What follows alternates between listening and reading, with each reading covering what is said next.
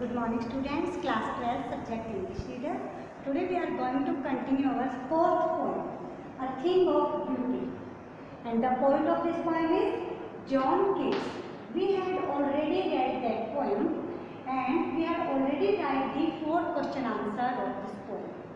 Now I am going to relate to you the poem. Again I am going to tell you the description of that poem.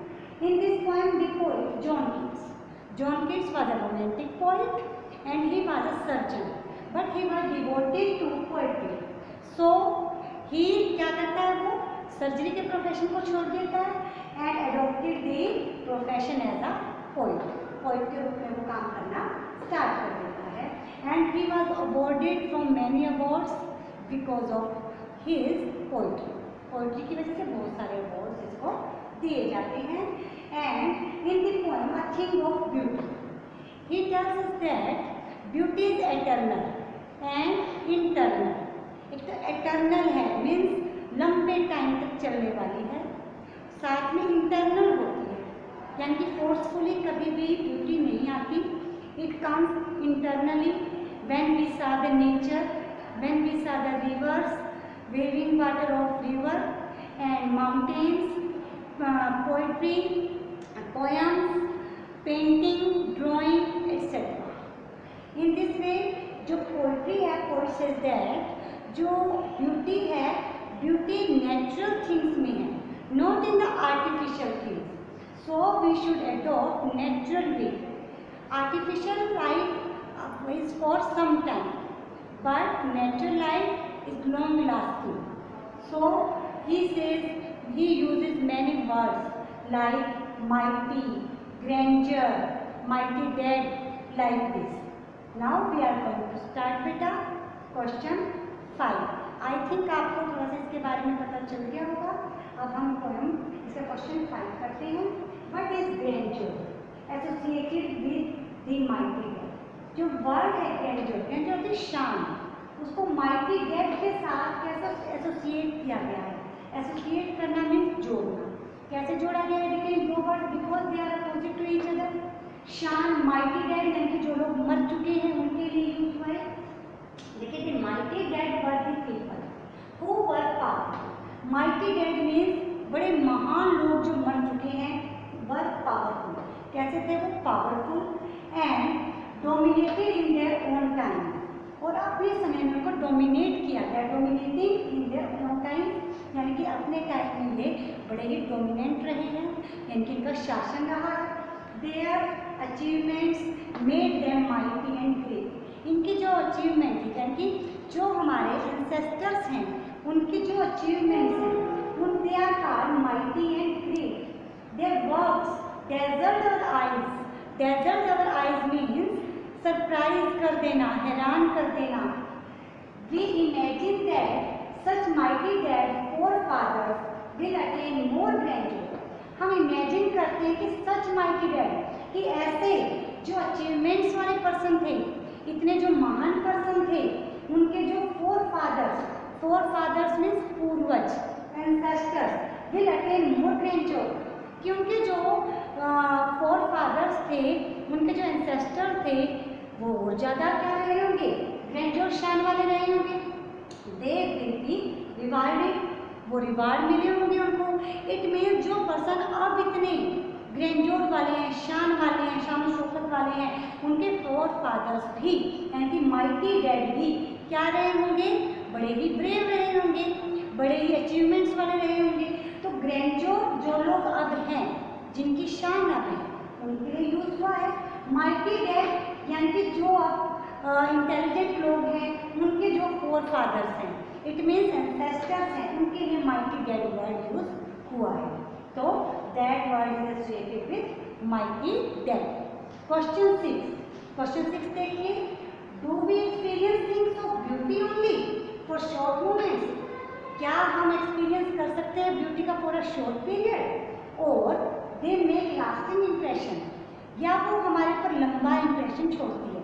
I told you earlier that nature is external not it's internal not external, and it's impression is long lasting. It's not for a short time. जो nature है, जो beauty है वो short time के लिए नहीं होती, बहुत लंबे लॉन्ग पीरियड के लिए होती है। Let's start the answer. John Keats makes it clear in the very first line. Let's see, John Keats first line में क्लियर करते हैं that the thing of beauty is a joy forever.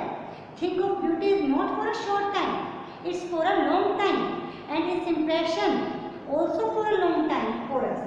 It's constant source of joy. It always gives us joy.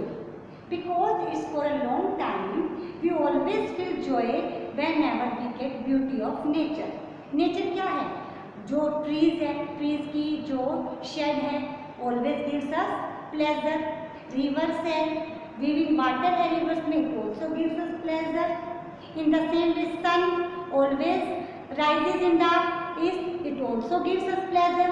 So all those things that are mentioned in this line all gives us pleasure. All these things are beauty. So we can say that all these things that gives us pleasure, they are from nature.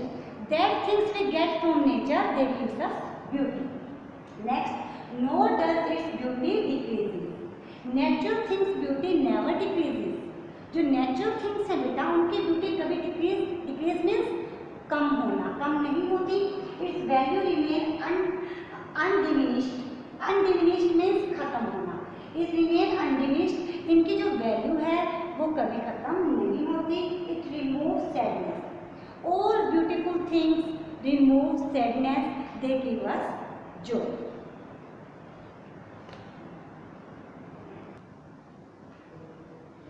Question 7. What image does the poet use to describe the beautiful bounty of the earth? Beautiful bounty of the earth means beautiful scenes of the earth. कौन सी images का use किया है poet ने अर्थ के beautiful scenes को show करने के लिए? Answer is John Keats uses various images to describe the beautiful bounty of the earth. Various images का यूज किया है इन्होंने वेरियस ब्यूटीफुल सीन्स को शो करने के लिए. The bounty of the earth is like an endless fountain. जो हमारी ब्यूटी है, beauty is eternal, it's endless. The poet says that it's like a fountain that never ends. In the same way the bounty of the earth is like an endless fountain. This endless fountain is immortal drink. Endless fountain होता है बेटा निरंतर, immortal drink, जो लगातार चीज हमें जीवित रखती है, नश्वर रखती है, कभी नहीं मारती. उस ड्रिंक के समान कहा है. Constantly pours our, जो हमें पोर्स होता है पवित्र करना, जो लगातार हमें पोर करती है. The heaven in our heart. जहाँ हेवन यानी कि जो हेवन है, जैसे हेवन में से बूंदें गिरती है ना पानी की, और उससे हमारा हार्ट पवित्र होता है. इट मीन्स जो थॉट हमारे अंदर आती है, जो बड़ी पायस थॉट आती है, पवित्र विचार हमारे अंदर आते हैं. तो इन्होंने कहा कि आपके ऊपर सबसे ज़्यादा जो इम्पोर्टेंट सबसे पायस चीज़ है वो है हमारी thoughts that comes naturally from heaven. And through this heaven, through this fountain that are like fountain, and through this fountain our hearts become pure. हमारे हार्ट साफ होते हैं. We become selfless. हम सेल्फलेस हो जाते हैं एंड सेल्फिशनेस को छोड़ देते हैं. Is the main motive of this poem that our heart should be pure. We should not be selfish.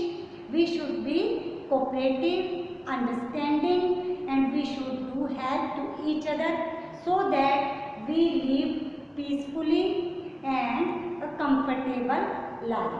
These are the 7 question answers of poem 4. You have to write all these questions in your fair notebook in neat and clean handwriting beta.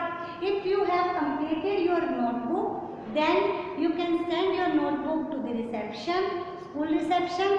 I will check them. If there is any mistake, I will correct them and it will be helpful to you for your examination point of view. Thank you. Have a nice day.